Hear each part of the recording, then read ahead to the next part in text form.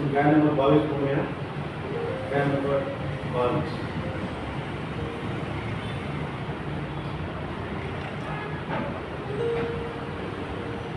किती गोड किती गोड नाम वाटे, किती गोड किती गोड नाम वाटे. मन प्रेम रसाच्या उगे कडकडाटे, मन प्रेम रसाच्या उगे कडकडाटे. किती गोड किती गोड नाम वाटे. सहवास पुरे तव मदयेषु, सहवास पुरे तव मदयेषु. न च तुझा दाखवी चरण तुझे आशु, न च तुझा दाखवी चरण तुझे आशु. किती गोड किती गोड नाम तव वाटे. शेवट.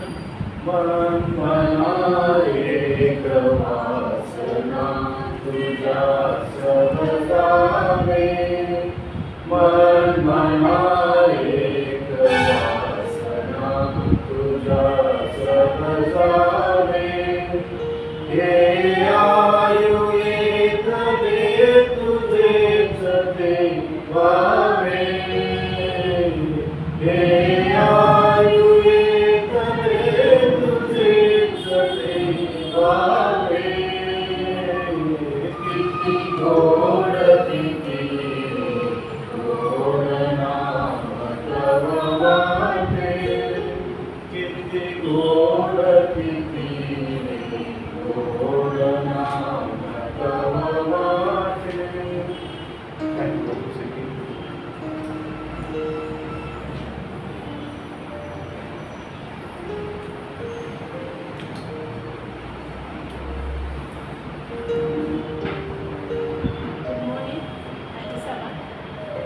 Good morning. मी देवबापाचे आभार मानते की देवबापाने मला सुंदर अशी संधी दिली आहे. तर मी देवबापाचे आभार मानते की देवबापाने मला सुंदर अशी संधी दिली आहे. आपण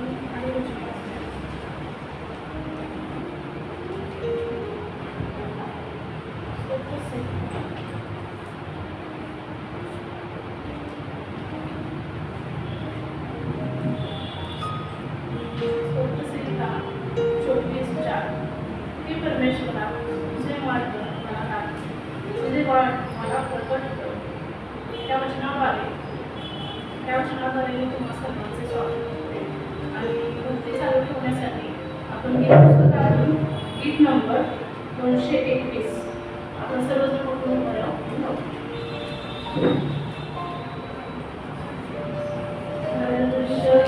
वाटतो बहुत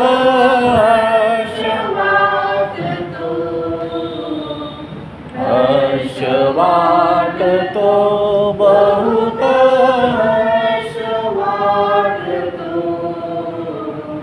माझा आत्मा येशूकडे पाहत राहतो, माझा आत्मा येशूकडे पाहत राहतो. येशू तारितो ओ मला येशू तारितो, येशू तारितो ओ मला येशू तारितो. यामुळेच माझा जीव बहु आनंदतो, यामुळेच माझा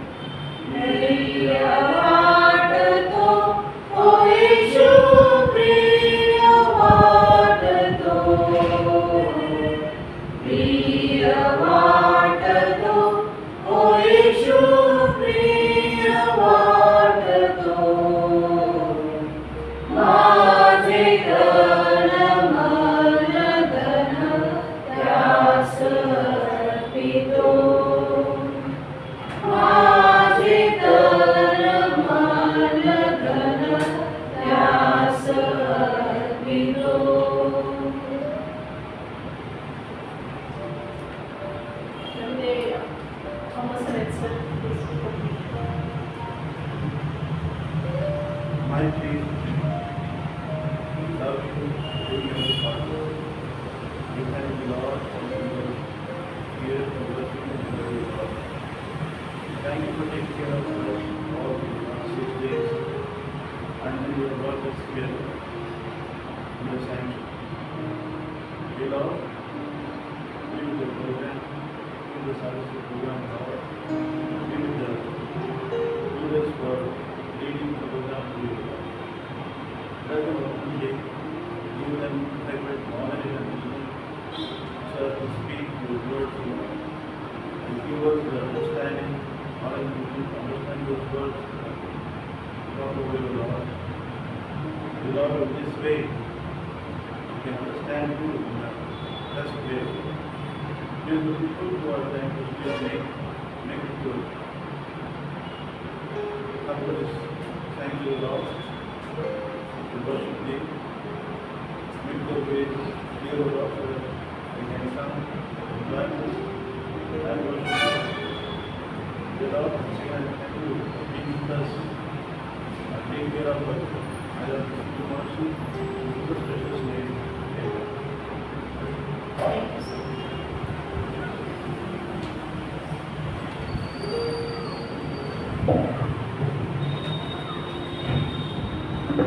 Good morning, church. Happy Sabbath.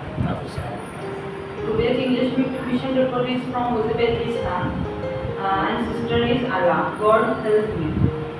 As a small girl, Allah didn't understand what grandmother was doing when she knelt before icons in their home in the Soviet Republic of Uzbekistan and praying. Grandmother said, "Why are you praying?" Allah asked. "Who are you praying to?" "I am praying to the God who lives in heaven."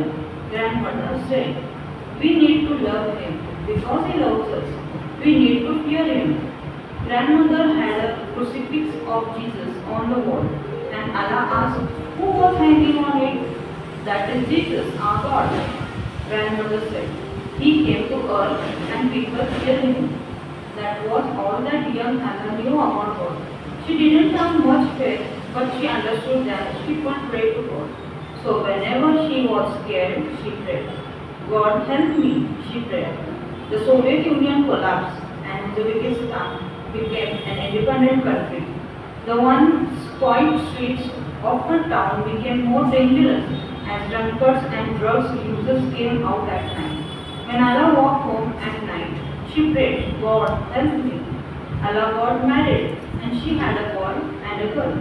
A church opened in her town and she took her children there every Sunday. She lit candles and prayed there.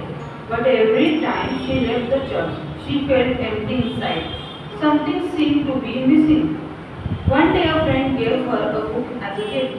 It was Patriarchs and Prophets. Allah had never heard of the author, Ellen White.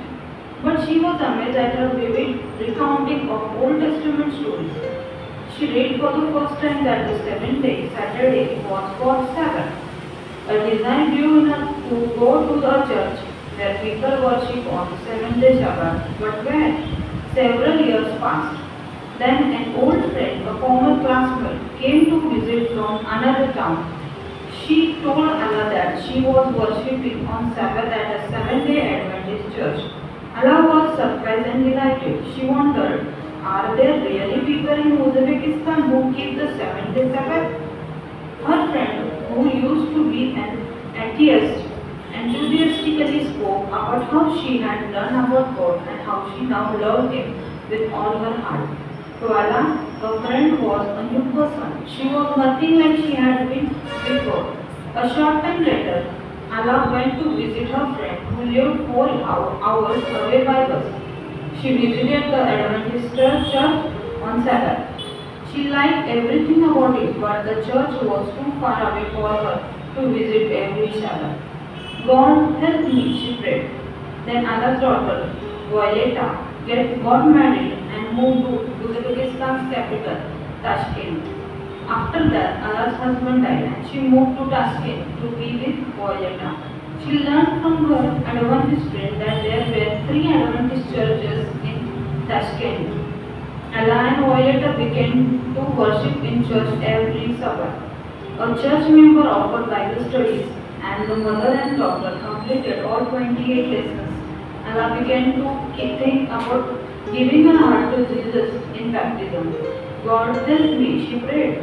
Then the president of the UTC Adventist University, the church seminary in Russia, arrived in town for evangelistic meetings. When he made an altar call, she was the first to go forward. She and her daughter got baptized with 8 other people. Today, Anna and Violeta are faithful church deaconesses. We are glad to serve God, Allah said. God had heard her prayers, He had helped her, and her heart was full.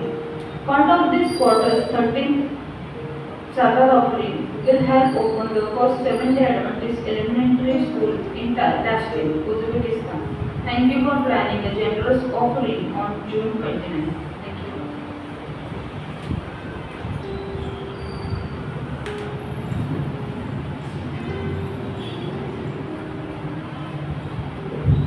Good morning and happy Sabbath.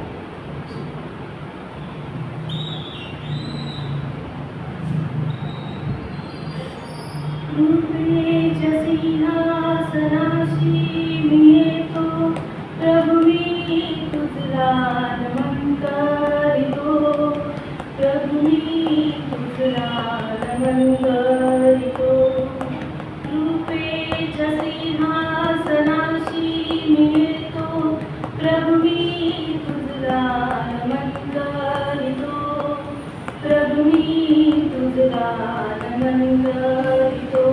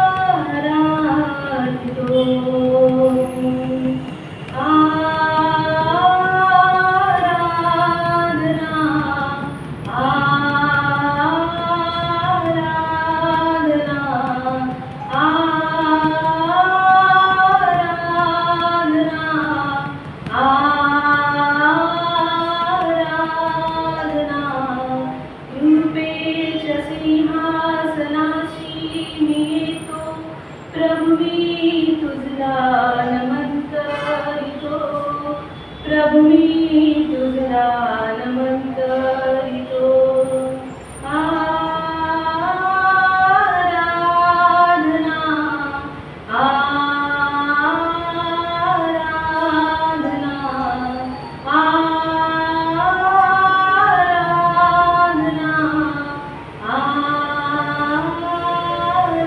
आराधना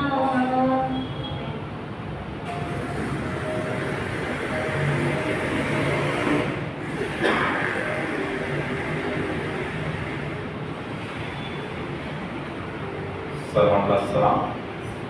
सुंदरशा गीताबद्दल आभार मानतो. आणि आज माझ्याकडे teacher talk किंवा विशिष्ट विचार आपल्यासमोर मांडण्याची मला संधी देण्यात आलेली आहे. याबद्दल मी सर्व डिपार्टमेंटचे आभार मानत आहे.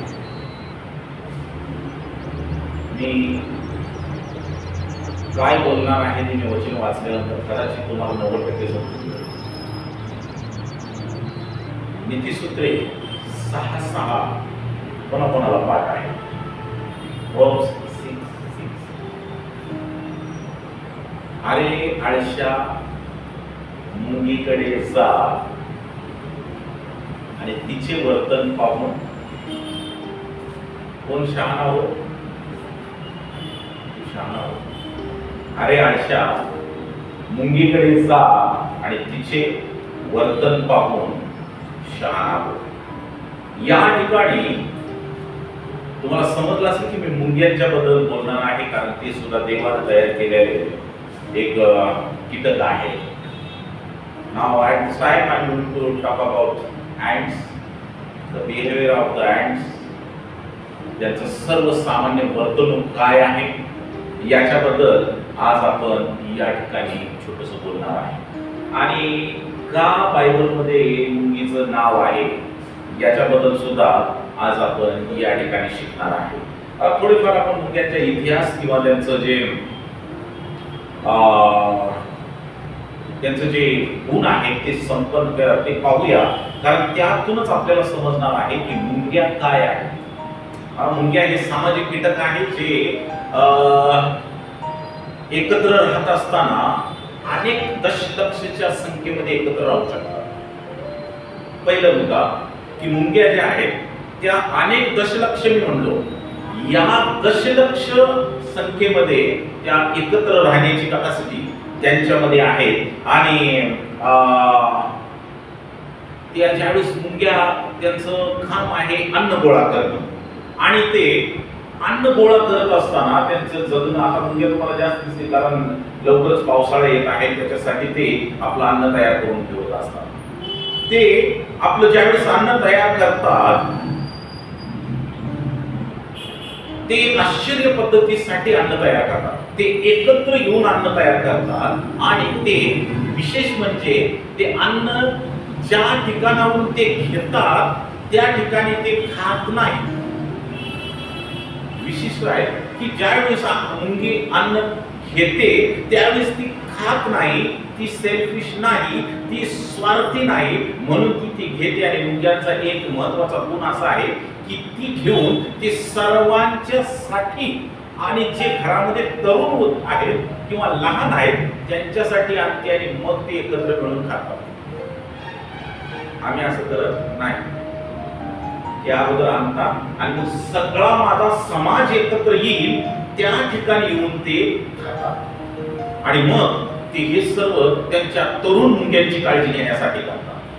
मुंग्यांचे कार्य मुंगीच्या जातीवर अवलंबून असतं. त्यांच्या बऱ्याच जाती आपल्याला पाहायला मिळतात. मुंग्यांच्या 3 जाती आपल्याला त्या ठिकाणी त्यांच्या वस्तीमध्ये पाहावयास मिळणार आहेत. आणि मग पहिली जी मुंगी आहे ती आपण पाहतो की राणी मुंगी तिला म्हणण्यात आलेला आहे. राणी मुंगीचं काय काम आहे, ती ज्यावेळेस लहान असते, बचपन मध्ये असते, ज्यावेळेस ती आळी असते त्यावेळेस तिला जास्त प्रमाणात खावयास दिलं गेलेलं असतं, म्हणून त्या कामगारांना इतर मुंग्यांच्या पेक्षा अंगानं शरीरानं मोठे असतात किंवा धष्टपुष्ट असे असतात.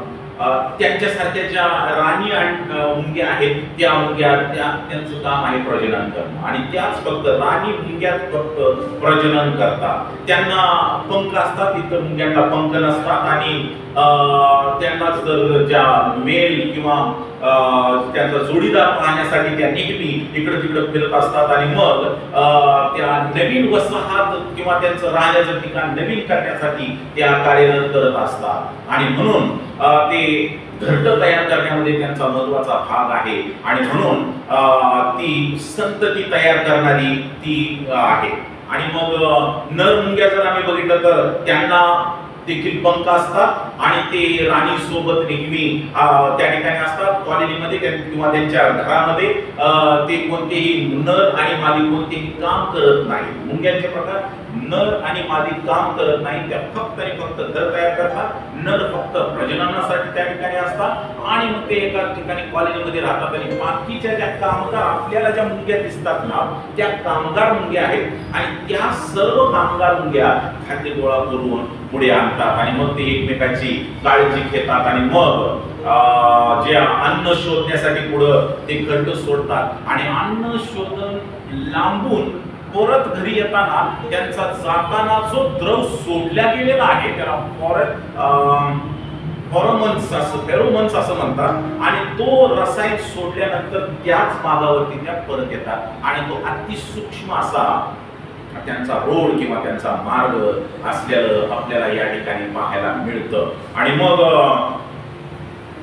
ते अन्न त्यांच्या फोरेमोन्सद्वारे एकमेकाचं अन्न शोधतात, एकमेकाची काळजी घेतात आणि मग आपल्या घरामध्ये सुद्धा आपण बऱ्याच वेळेस मुंग्या पाहतो आणि मुंग्या सर्व ठिकाणी दिसतात. बायबलमध्ये सुद्धा, इव्हन आपल्याला बायबलमध्ये सुद्धा मुंग्या पाहावयास मिळतात. मुंग्यांचा सर्वात महत्वाचा गुण आहे तो ख्रिश्चनाने घ्यावा, तो आहे निस्वार्थीपणा. याच्याबद्दल आज आपण 5 मिनिटं बोलणार आहोत. They are totally unselfish. त्यांच्याकडे स्वार्थ असा अजिबात नहीं. वो कभी अपना खुद का नहीं सोचते. वो लोग जब उनका खाना जमा करेंगे तो वो खाना वो चाहते कि हर किसी को मिले, हमारे कॉलोनी में हर किसी को मिले, हमारे संबंधित सब लोगों को मिले, हमारे सब प्रजाति को वो अन्न मिलना चाहिए. इसकी दखल वो हमेशा लेते हैं. कधीच मुंगी काही जर तिला साखरेचा भाग जर मिळाला तर ती साखर तिथं खात बसत नाही. ती साखर घेते आणि आपल्या घराकडे घेऊन जाते आणि आपल्या इतर लोकांच्या संगतीत ती वाटत असते. ते जनानो, मुंग्यांच्याकडे शान व्हायला यासाठीच परमेश्वरानं सांगितलेलं आहे की मुंग्या त्यांचा आनंद ज्यावेळेस त्यांना मिळतो त्यावेळेस तो आनंद ती फक्त स्वतःपुरता ठेवत नाही. मंडळ्या, अशा कितीतरी मंडळ्या आहेत, अशा कितीतरी मंडळीतले लोक आहेत ज्यांनी त्यांना मिळालेला आनंद आज तागायत स्वतःकडे ठेवलेला आहे. ते इतरांच्या तारणासाठी जो तारणाचा आनंद मला मिळालेला आहे त्या मुंगीप्रमाणे आज मी तारणाचा आनंद वाटणारा आहे का, त्या आनंदामध्ये सहभागी करून घेणारा मी आहे का. मी स्वार्थीपणानं मला मिळालेली सुवार्ता माझ्या जवळच ठेवलेली आहे का. माझ्याकडे असलेले देवाचं वचन मी माझ्या पुरतं दाबून ठेवलेलं आहे काय. माझ्याकडे असलेलं देवाचं वचन मी स्वतःपुरतेच जपून ठेवलेलं आहे का. काय मला वाटत नाही का की माझ्या प्रजातीच्या लोकांच्या पर्यंत मला मिळालेला आनंद मी दिला पाहिजे. काय मी वचनाच्या बाबतीत स्वार्थी आहे काय.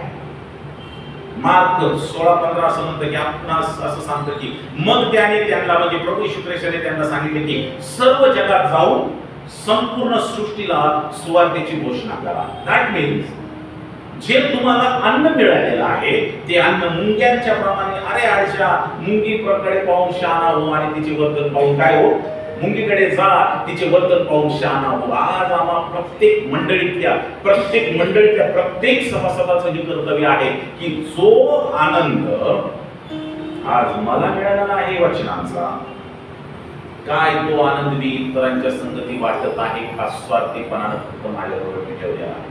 अरे आळशा, मुंगीकडे जा आणि तिचं वर्तन पाहून शहाणा हो. देवाचं गौरव करण्यासाठी, देवाचा हा आनंद, देवाची ही वचनं निस्वार्थीपणानं आम्ही इतरांच्या पर्यंत पोहोचूया, कारण हेच आपलं कर्तव्य आहे. आणि ज्यावेळेस कीटक देवानं निर्माण केली, चौथ्या 5व्या दिवशी ज्यावेळेस वन्य प्राणी निर्माण केले त्यावेळेस प्रभू येशू ख्रिस्तानं मुंगी सुद्धा तयार केले. मुंगीबद्दल वचन दिलं की अरे आळशा, आज मी जर देवाचं वचन वाटणारा नाही, मी जर स्वतःपुरतं तो वचन ठेवलेलं आहे तर हे कदाचित वचन माझ्यासाठी लावा. अरे आळशा, मुंगीकडे जा आणि तुझे वर्तन पाहून शहाणा. देवा तुम्हाला आशीर्वाद देऊ आणि पुन्हा एकदा धन्यवाद याबद्दल आपण या वचनातून शिकत आहोत. धन्यवाद. Thank you so much.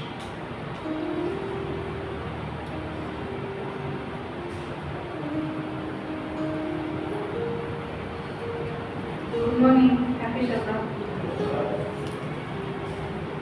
आता मराठी मिशन रिपोर्ट वाचणार आहोत. देवा मला क्षमा मदत कर. उझबेकिस्तानमधल्या आलाची स्टोरी आहे. लहान आल्याला कळत नव्हते की तिची आजी मूर्तीपुढे गुडघे टेकून काय करत असते. ते सर्व सोव्हिएत रिपब्लिकन उझबेकिस्तानमध्ये राहत होते. क्रूज खांबावर खेळलेल्या क्रिस्ताच्या मूर्तीपुढे ती प्रार्थना करीत असे, म्हणून तिला हा प्रश्न पडला होता. तेव्हा आजीने तिला सांगितलं की परमेश्वर स्वर्गात असतो. त्याने आम्हावर प्रीती केली कोण आपल्या पापासाठी क्रूसावर मारला गेला. ॲलाला जास्त काही कळत नव्हते, परंतु ती प्रार्थना करू लागली, देवा मला कळत कर. उझबेकिस्तान जेव्हा स्वतंत्र झाला तेव्हा शांत असलेला ॲलाचा परिसर अशांत झाला. आता तेथे व्यसनी लोक येऊ लागले. एके रात्री ॲलाने पुन्हा तीच प्रार्थना केली, देवा मला मदत कर. ॲलाचे लग्न होऊन आता तिला एक मुलगी व एक मुलगा होता. ते सर्व दर रविवारी चर्चला जात होते. तेथे मेणबत्ती पेटून प्रार्थना करीत असत. पण ॲलाचे समाधान होत नव्हते. काहीतरी उणीव असल्याचे तिला सतत जाणवायचे. एकदा तिच्या मैत्रिणीने संदेशदेवर आले हे पुस्तक तिला दिले. यापूर्वी ॲलाने एलन जी व्हाईट विषयी कधीही ऐकले नव्हते. जी व्हाईट यांच्या लिखाणातून तिला समजले की 7वा दिवस शब्दात आहे. तिला शब्दात दिवशी भक्ती करायची उत्कंठा लागली, पण त्या ठिकाणी ॲडव्हेंटिस्ट चर्च नव्हते. एकदा तिची मैत्रीण बऱ्याच वर्षांनंतर तिला भेटायला आली. ती एक ॲडव्हेंटिस्ट आहे हे समजल्यावर ॲलाला फार आनंद झाला. ॲलाने तिला विचारले, उझबेकिस्तानमध्ये शब्दात पाळणारे लोक आहेत का? ॲलाची मैत्रीण नास्तिक होती, पण ती आज पूर्णपणे परमेश्वरावर विश्वास ठेवते हे तिने ॲलाला सांगितले. काही दिवसांनी ॲला तिच्या घरी गेली व तेथून त्या ॲडव्हेंटिस्ट चर्चला भेट देण्यासाठी गेला. तिला सर्व आवडले, परंतु चर्च तिच्या घरापासून फार दूर अंतरावर होते. पुन्हा तिने प्रार्थना केली, देवा मला मदत कर. ॲलाची मुलगी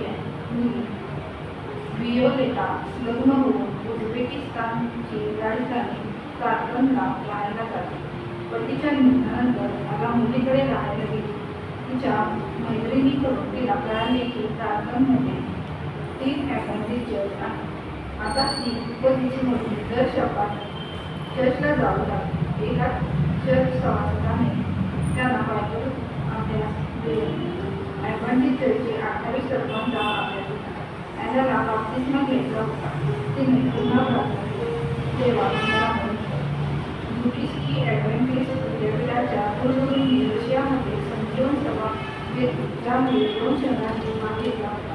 बाप्तिस्मासाठी जेव्हा बोलवण्यात आले तेव्हा सर्वप्रथम ह्याला सहभाग घेतला. 8 व्यक्तींबरोबर त्यांनी दोघींचा बाप्तिस्मा झाला. आज दोघी ॲडव्हेंटिस्ट चर्चच्या विश्वासू सेविका आहेत. देवाची सेवा करताना त्यांना फार आनंद होतो असे त्या म्हणतात. या तिमाहीच्या 13व्या शतकात उझबेकिस्तानमध्ये तारकंद येथे पहिली ॲडव्हेंटिस्ट पूर्व प्राथमिक शाळा उभारली जाणार आहे.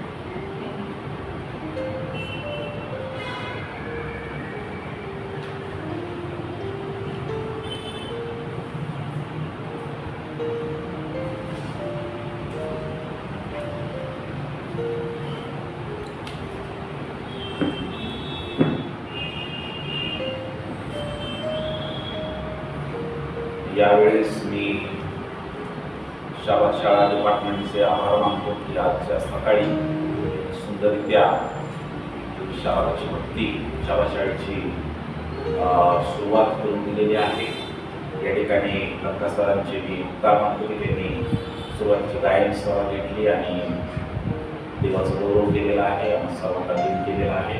त्याचबरोबर जे स्वागत ताईंनी मिसेस साठे काही ज्यांनी सर्वांचं स्वागत केलं मंडळीचं, त्याबद्दल त्यांचे मी आभार मानतो. त्याचबरोबर तेरा सिस्टर त्यांनी देखील इंग्लिशमधून सुंदररित्या मिशन रिपोर्ट आम्हाला दिलेला आहे, त्याबद्दल मी त्यांचा आभार मानत आहे. त्याचबरोबर मराठीमधून मिसेस स्नेहल महापुरे यांनी देखील मराठीमधून चांगल्या रीतीनं मार्गदर्शन केलेलं आहे, त्याबद्दल मी त्यांचा आभार मानत आहे. त्याचबरोबर या ठिकाणी सुंदरसं विशेष गीत गाण्यात आलेलं आहे. त्या विशेष गीताबद्दल देखील त्यांचं ताईंचा आभार मानत आहे. माझा आभार कशाला मानू, त्याच्यापेक्षा आपण सर्वजण माझं देखील तुम्ही ऐकलं याबद्दल तुम्हा सर्वांचं आभार मानत आहे. इथून पुढं आपण शाबाद शाळेच्या धड्यासाठी वेगळे होणार आहोत आणि मराठी शाबाद शाळा इथंच होते. शाबाद शाळेचा धडा मिस्टर अमोल देवाळकर घेणार आहे आणि इंग्लिश शाबाद शाळा माझ्या दुसरीकडे बाहेरच्या ठिकाणी. धन्यवाद.